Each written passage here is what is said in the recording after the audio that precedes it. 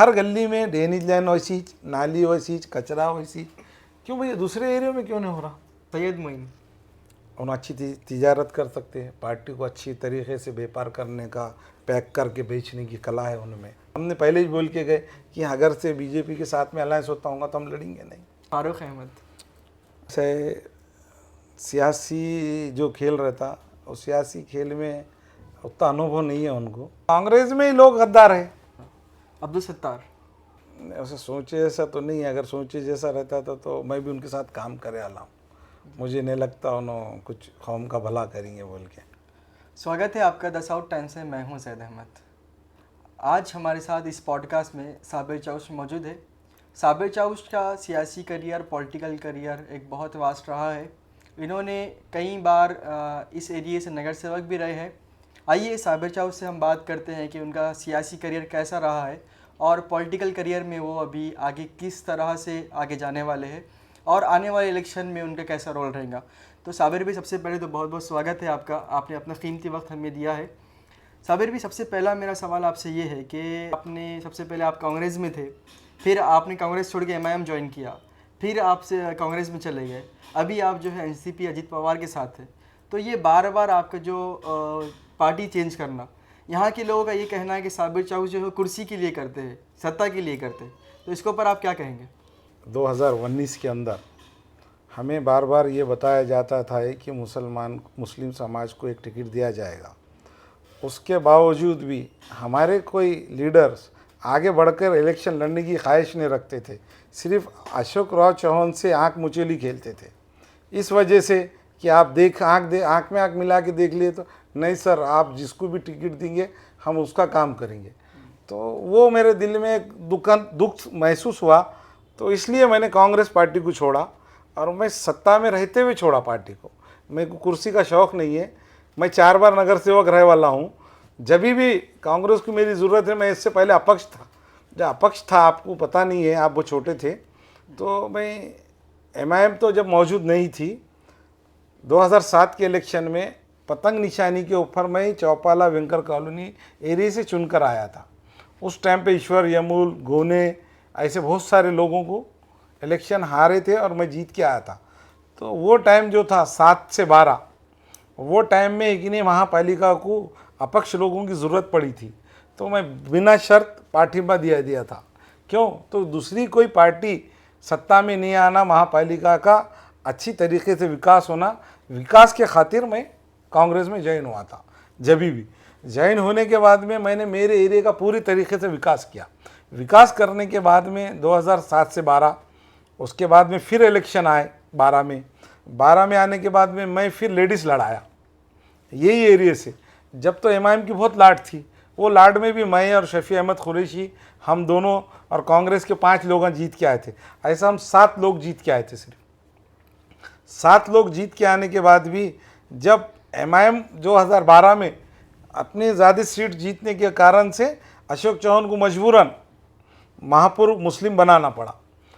वो टाइम पे मैंने खुद बोला था शफी अहमद कुरैशी साहब को महापुर बनाइए साहब, इससे अच्छा मैसेज जाता। पर उनको क्या है, कोई भी इंसान जो ज़्यादा होशियार है और ज़्यादा पढ़ा लिखा, वो इंसान उनको समझ में नहीं आता। उन्होंने क्या किए, उनसे जो दबने वाला है, उन्होंने जिससे काम लेना चाहते, आप खाली कुर्सी पे बैठना, हम जो ठहराव भेजेंगे उस पर सिग्नेचर मार देना। तो ऐसी सोच वालों को उन्हें आगे बढ़ाए। तो हमने विरोध करे। उस टाइम पे विरोध करने के बाद में हमारे को सियासत से हमारे को निगलेक्ट करना चालू किए। कोई बात नहीं बोले, हम बोले आप टिकट दो भी नहीं, दिए भी तो चुन के आते, नहीं दिए भी तो। इसलिए हम फिर 12 के बाद में हम 17 में कोशिश किए। फिर बाद में बोले नहीं ठीक है, आपको कहीं से भी लड़ना है, आपका कौन सा पैनल बनाने का। तो हम हमारी मर्ज़ी से पैनल तैयार किए थे। तैयार हो जाने के बाद में पैनल, फिर कांग्रेस के लोग हमको हराने की कोशिश करें कि आप हमारे घर पर आके हमको मिलना और हमसे बात करना। तो हमने बोले कि भाई हमारा मुनासिब नहीं है, हम तुम्हारे से मिलते नहीं। पार्टी का मैं भी उतना ही हूँ, आप भी उतने हैं। आपको अगर से हमारा काम करना है तो आप करो, नहीं करना है तो मत करो। तो कांग्रेस में ही लोग गद्दार है। तो अब वो गद्दारों के साथ में देख देख के हमारा भी दिल बोला कि जाने दो, छोड़ो, ये लोग है कि नहीं, सुधरने वाले नहीं है, इनको कोई कौम का भला नहीं चाहते। उन्होंने अपने तौर पे जब महापुर बनने के बाद में आज पूरा शहर देखो, आप पूरा शहर को गवर्नमेंट से इतना फंड्स आए वाला था, अपने एरिया में कौन से काम निकाले उन्होंने? खुद के घर के सामने का सीसी रोड बना नहीं सके उन्होंने। आज बिलाल नगर से मरघट संगत साहब और चौपाला का कब का प्रपोजल था, अब हुआ। तो अब कब हुआ? अब जो महायुति की सत्ता में आए, अभी भी फंड रुक गया था बोल के, अभी हम सत्ता में अजीत दादा ये लोग आए बोल के वो फंड रिलीज करे, काम चालू हुआ। इतने साल से काम क्यों नहीं चालू हुआ था? बोलने का मतलब ये है कि जब उन्होंने सत्ता में रहेंगे तो उनके हर एरिया के कॉर्नर के प्लाट उनके रहेंगे, हर एरिया के कि नहीं शॉपिंग कॉम्प्लेक्स उनका बनेगा, हर एरिया में फंक्शन हॉल उनके बनेंगे। आज देखो फ्लड आने के बाद में फंक्शन हॉल को लॉक मार के रख दिया गया था। गरीब गुरबा के लिए तो ये खोल के रख देना था ना। तुम खाली घूम के लोगों को ये बताने का नहीं है, अपने प्रभाग के अंदर अपने लोगों के लिए अपने क्या फैसिलिटी रखे वो बताने का रहता। तो खाली पार्टी छोड़ना और पार्टी में जाना वो हमारा मकसद नहीं था। हमने ये एहसास दिलाए 2000 का इलेक्शन लड़के कि हम मुस्लिम अगर चाहे तो कुछ भी कर सकते। वहाँ पे हमारे साथ में एमआईएम के लोगों ने भी गद्दारी करे, पर हमने बोले कोई बात नहीं, हमने पार्टी को छोड़ छाड़ किया है। पार्टी ने हमारे साथ में जो कमिटमेंट किया था, हम ईमानदारी से 5 साल तक पार्टी का पूरा काम करते हुए आए। उसके बाद में पार्टी का नाइंसाफ़ी दिखी हमें, जबकि लोकसभा को जो रविंदर चौहान का टिकट फाइनल हुआ तो उस टाइम पे ऊपर लेवल पे रेवंत रेड्डी से वो ऊपर जाकर पूरी बात हो गई थी, नांदेड़ शहर के अंदर कोई सीट ही नहीं लड़ाने हैं। जब आपको लड़ाना नहीं था तो हमको 5 साल से आश्वासन में क्यों रखे भाई? इसलिए हमने एमआईएम पार्टी को छोड़ा। अभी 2021 के अंदर अमृत योजना का प्रपोजल बना, 22 के अंदर 23 के अंदर उसका टेंडर हुआ, 300 कोटी रुपए का शहर के अंदर का काम निकला। क्यों निकला? कि भाई पहले कि नहीं काम बरोबर नहीं हुआ। अमृत योजना को भेजे उन्होंने, सिटी का डेवलपमेंट होगा बोलकर। यहाँ पे क्या हुआ? कांग्रेस के ही लोग थे यहाँ पे सत्ता में, उन्होंने परसेंटेज लेके कॉन्ट्रैक्टर को गुत्तेदार दे दिए। वो कॉन्ट्रैक्टर ने क्या किया? छोटे मोटे गुत्तेदारों को सबलेट करके दे दिया। आज काम का विकास कौन सा हो रहा? जहाँ देखो ये जितने भी नगर सेवक है इनकी बाज़ाब्ता महापालिका में सीसीटीवी कैमरे लगे आले। हमने बोलते तुम एक राइटिंग में लेटर दो माहिती अधिकार में, हमको ये 6 महीने की सीसी कैमरे का फुटेज हमको दो बोलकर मीडिया ने मांगना चाहिए। हमारा तो एक आदमी है कि नहीं सीसीटीवी फुटेज बना रहा, क्यों बना रहा? आने वाले दिनों में हम एलईडी लगाने वाले। अजीत दादा के साथ में हम जब जुड़े तो अजीत दादा ने ये बोले हमको काम करने वाले आदमी होना, हर हमको काम जो लाता हम उसका काम करते। तो हम उनके साथ में उनके काम को देख के उनके नाम के साथ में हम उनके साथ में जुड़े। हम जुड़े, हमारी पार्टी के एक्स एमएलए जुड़े, माजी हमारे आमदार पोकरना साहब जुड़े, भास्करराव पाटिल जुड़े, कईयों नांदेड़ शहर के अंदर नहीं नांदेड़ ज़िले के अंदर अजीत दादा ने आज 4था दौरा हुआ उनका। हम जिस तरीके से राष्ट्रवादी ज्वाइन किए तो उसके एक दिन बाद ही रमज़ान लगने वाले थे। हमने हमारी बात रखी अजीत दादा को कि साहब हमारा त्यौहार आ रहा है, हमको रात का टाइम बढ़ा के देना चाहिए बोल के हमने निवेदन दिए। तत्काल उन्होंने वो निवेदन के ऊपर हमारे लिए लोगों के लिए काम किए, हमको परमिशन मिला, आवाम हमारे साथ है, हमको इफ्तारी की दावत का मौका मिला, हमने इफ्तारी की दावत रखे। हमारी इफ्तारी अजीत दादा को और नांदेड़ के शहर के हर लोग आए हमारी इफ्तारी को, अल्हम्दुलिल्लाह अच्छी खासी इफ्तारी हुई। तो हम राष्ट्रवादी से हमारी पार्टी का काम अच्छा है, नाम है और वो हमारा विकास का धोरण है अजीत दादा का, वो धोरण को हम आगे लेके चलेंगे।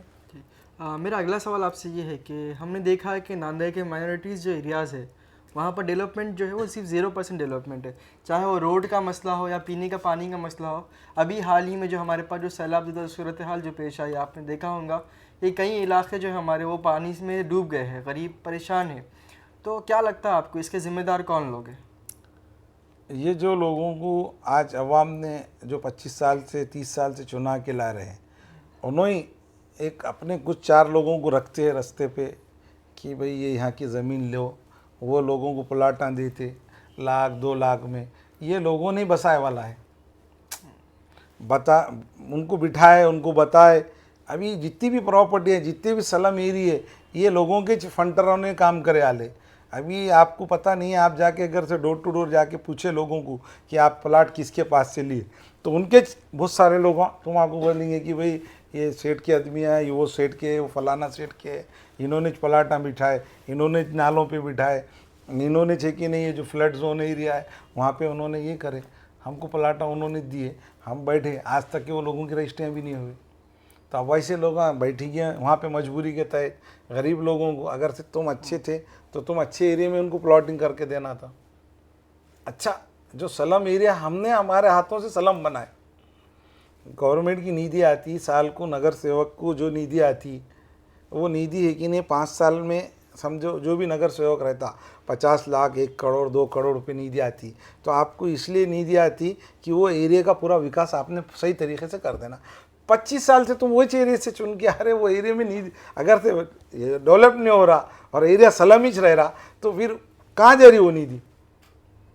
मेरा सवाल आपसे है, वो निधि कहाँ जा रही? मतलब आपका कहना है जिम्मेदार यही लोग हैं? ये लोग हैं ना, इनके एमआरसी के टेंडर है, खड्डे मुचाने का भी टेंडर इनका, लाइट लगाने का भी टेंडर इनका, कचरा साफ सफाई का भी टेंडर इनका, सब चीज़ इनके पास है और लोगों को दोष दे रहे।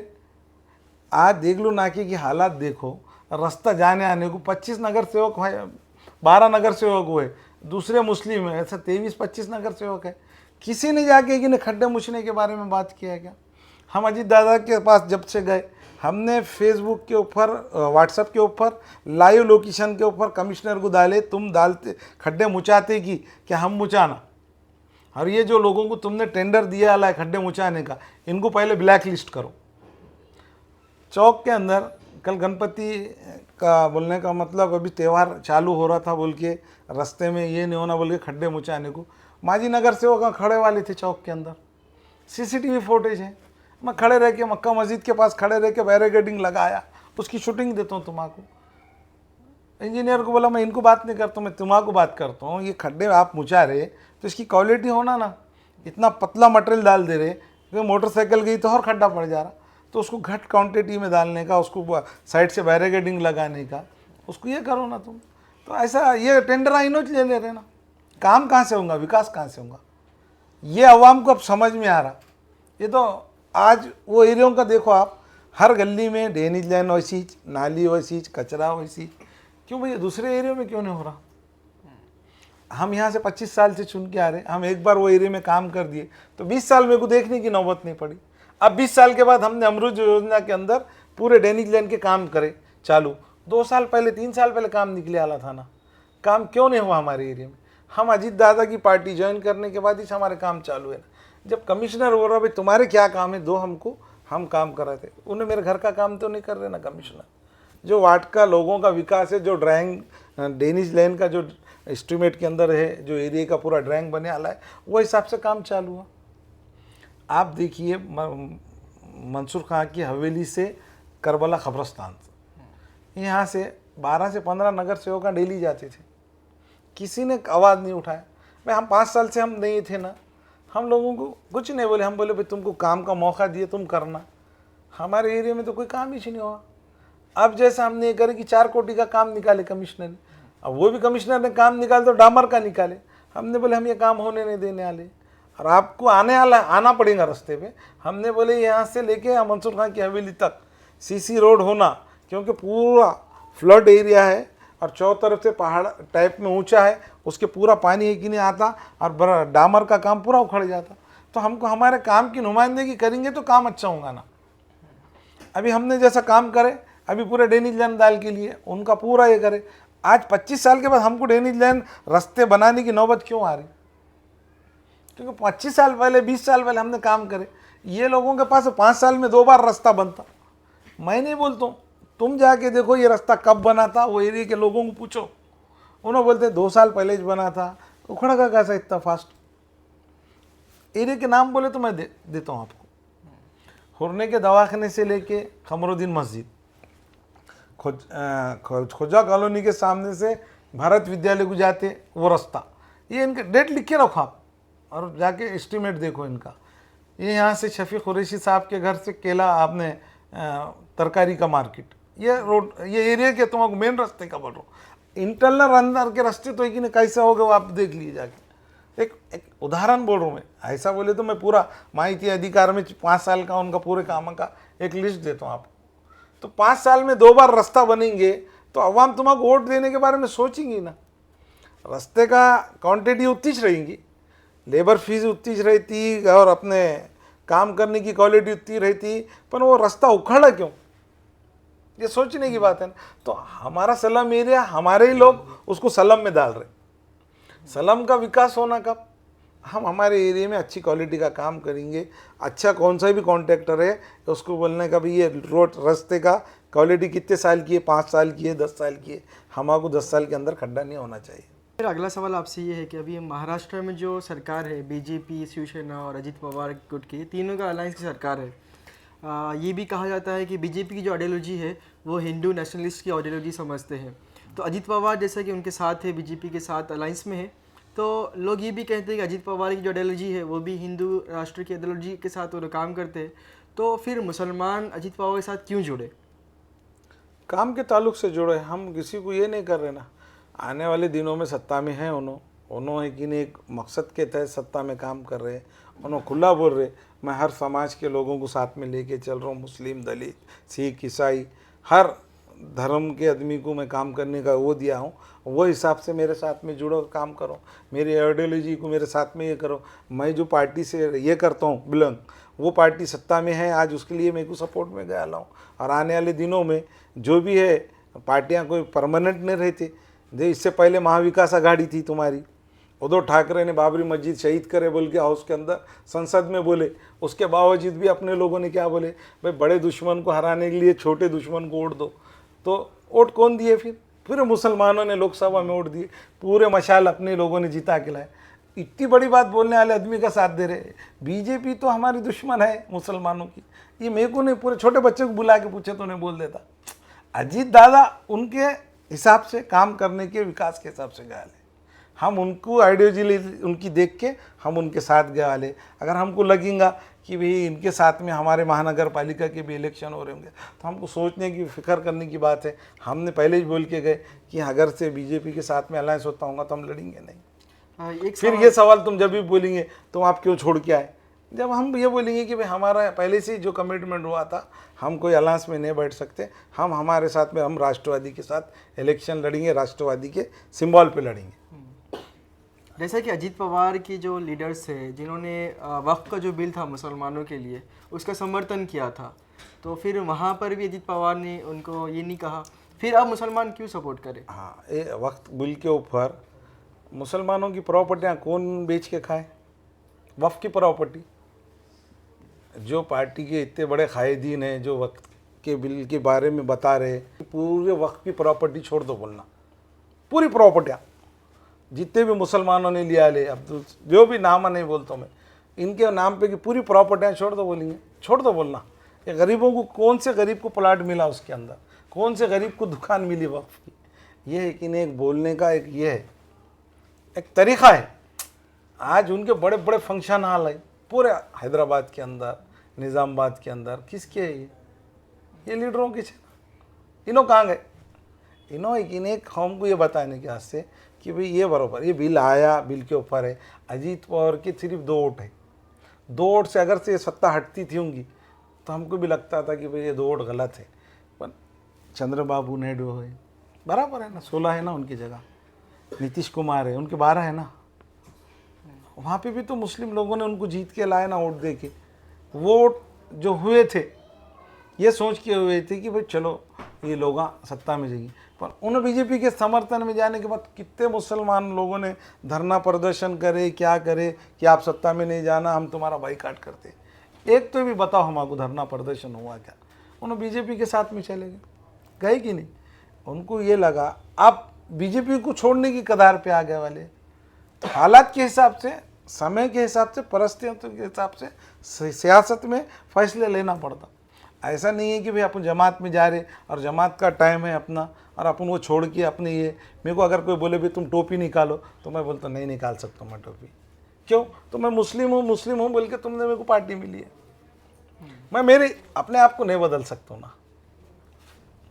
तो कुछ लोग आए टोपी निकाल के फोटोआं डाले, टोपी निकाल के ये करे, मैं बोल रहा हूँ नहीं। तो कुछ लोगों को ये लगा कि भाई साबिर चौस इमाम में भी थे तो अपना वही रखे, कांग्रेस में आए तो भी वैसी थे, कोई स्टेज पे गया तो मैं वो बोले क्या वो लोगों ने भाई तुम टोपी निकाल के बैठो।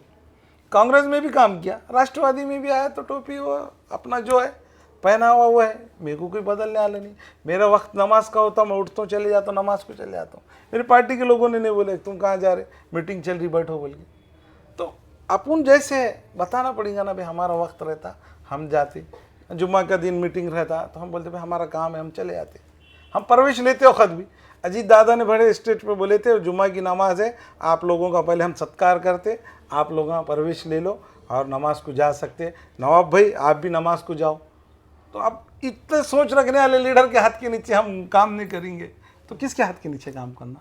महाराष्ट्र में तो अलायंस है आप लोग की, तो क्या पार्टी हाईकमान का ये ऑर्डर आ गया कि बीजेपी के साथ आपको अलायंस के साथ लड़ना है, तो आपका क्या रोल रहेगा? कल अजीत दादा साहब का मैंने पूना पिंपरी चिंचवड़ के अंदर एक मीटिंग लिया उन्होंने कि अपने को वार्ड प्रभाग पे ध्यान मत दो, तुमको इलेक्शन लड़ने का, तुमको अपनी ताकत पे सबको अलग इलेक्शन लड़ना है।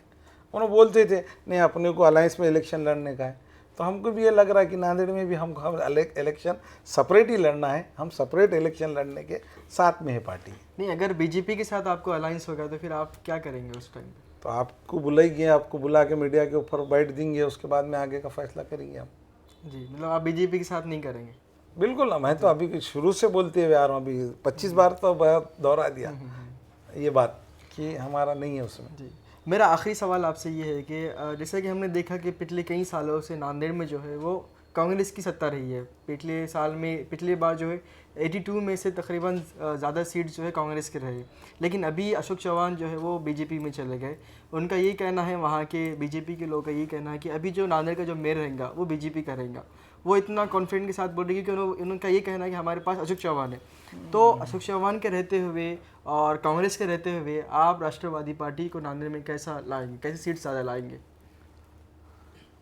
आपको मैं अभी बात में बीच में बताया, इसलिए बोल रहे हैं उन्होंने कि उन्होंने तमाम पार्टियों को देखे, हमको ऐसा लगा हमारी पार्टी ने कि हमारे पास जो लीडरशिप है वो हर समाज की लीडरशिप है और सब ने इलेक्शन लड़ाए वाले हैं।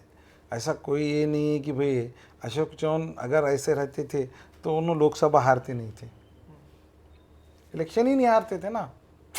ये ऐसे बातें उन्होंने करते, उनके बाजू के हवारियाँ जो है ना ऐसा बोल बोल के उनको बीजेपी में ले जाके डाल दिए है।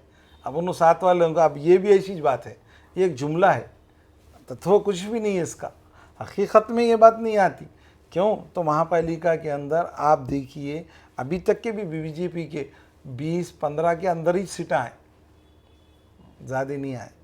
और हाँ, एक बार के अपक्षा 17-18 आ गए। तो यानी हर पार्टी के शिवसेना के, राष्ट्रवादी के, हर पार्टी के यहाँ पे उम्मीदवार जीत के आते गए। इस बारी में जो गए हुआ इलेक्शन था वो प्रभाग नया हुआ था 4 का होने की वजह से, और सत्ता में थे पार्टी। हम बोलने का मतलब सब ने मेहनत कर रहे थे कि भाई जब किसी को रोकना है बोल के, तो वो टाइम पे तो बीजेपी की सत्ता थी ना, फडणवीस सीएम थे ना जब भी, तो उनका कुछ विचार था होगा। और जो अब यहाँ है हमारे साथ में, वो पहले वो दूसरी पार्टी में थे। तो काम से लोग तुमको वोट देते, तुम कौन सी पार्टी है वो नहीं देखते, तुम किसका काम करते, तुम किसके कामों में जाते, उस वजह से लोग आपको चॉइस करते, आपको वोट देना पसंद करते। क्योंकि मैं विधानसभा भी लड़े वाला हूँ, मेरे को अनुभव है। मैं अकेले ने लड़ा था, पूरे पार्टियाँ के, पूरे मेरे पार्टी के एमआईएम के वो पूरे लोगों का विरोध थे, पर लोगों की ख्वाहिश रहती कि हम किसको वोट देने का, उसको वोट देते। जब मेरे प्रभाग में मेरे को 7,500 वोट मिले थे, फिर मैं बाई इलेक्शन लड़ा, 4,500 वोट लिया, पूरा नांदेड़ आके लड़ाया, पूरे 71 नगर सेवक, पूरे 2-3 जिले से लोग आए। ऐसा कुछ भी नहीं रहता, वो एमआईएम से लड़ा मैं। अगर मैं अपक्ष लड़ता था तो शायद उससे ज़्यादा से जीत के आता था, जब भी मेरे को मेरे बिरादर वतन के लोगों ने वोट दिए। ऐसा वोट देने वाले हैं लोग, खाली वोट, लोगों की मानसिकता क्या है कि हमको जो काम करता हम उसको वोट देना, ये है। ठीक है, बहुत बहुत शुक्रिया साबिर चौस। अभी मैं आपके साथ एक रैपिड फायर का एक गेम खेलूँगा, आपको एक वर्ड में जवाब देना है। सबसे पहला नाम मैं आपको लूँगा अशोक चौहान। अभी तो बीजेपी में नए आए वाले, अभी उनका काम कर रहे हैं, अब देखेंगे आगे क्या होता था। अच्छा, अब्दुल सत्तार। वैसे सोचे जैसा तो नहीं है, अगर सोचे जैसा रहता था तो मैं भी उनके साथ काम करे वाला हूँ। मुझे नहीं लगता उन्होंने कुछ कौम का भला करेंगे बोल के। फारूक हमने एक चांस दी थी उनको, वो चांस पूरा नहीं कर सके उन्होंने। फारूक अहमद। अब कैसा है, सियासी जो खेल रहता, उस सियासी खेल में उतना अनुभव नहीं है उनको मेरे हिसाब से। अगर रहता था तो उन्होंने 2 बार इलेक्शन लड़े, वो हिसाब से परिस्थिति के हिसाब से उन्होंने भी, मुझे नहीं लगता आगे लंबा चलेंगे बोल के। सैयद मोइन उन्हें अच्छी तिजारत कर सकते हैं, पार्टी को अच्छी तरीके से व्यापार करने का, पैक करके बेचने की कला है उनमें। जाके अभी जितने भी ज़िलों में हो जाके पार्टी का प्रचार वो करके सभा लेके पब्लिक में बताने का, वो बहुत अच्छा उनके अंदर गट्स थे। साली माल को रीपैकिंग करके बेचने का वो बहुत अच्छा, अल्लाह ताला उनको वो सलाहियत दी है अच्छी। आखिरी नाम अजीत पवार। अभी अजीत दादा तो ऐसा है कि हर चीज़ में, हर समाज के साथ में, हर लोगों के साथ में जुड़ के आने वाले दिनों में, हमारे जरंगे पाटिल साहब ने भी बोले कि अजीत दादा देखेंगे तो सबसे अच्छे लीडर है बोल के। आज अगर से कोई लीडर को मानते, अब जरंगे पाटिल बोले तो एक कौम के लिए कितना बड़ा काम को निकले आले, तो वैसी हमारे पास भी, हमको भी लगता है कि अजीत दादा के साथ हमारे भी मुस्लिम समाज जुड़ जाएगा तो आने वाले दिनों में हम भी महापालिका में भी सत्ता लेंगे, ज़िला परिषद में भी लेंगे, नगर पालिका में भी लेंगे।